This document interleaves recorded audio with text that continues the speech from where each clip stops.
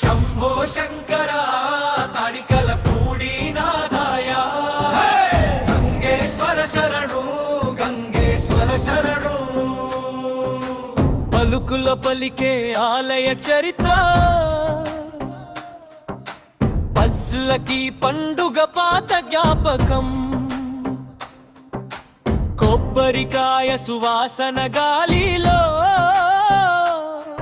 కళ్ళు మూసుకుంటే కనిపించే రథోత్సవం నంది ఎదురుగా నిలబడి చూస్తూ గ్రామం మొత్తం దీపం అయ్యిందా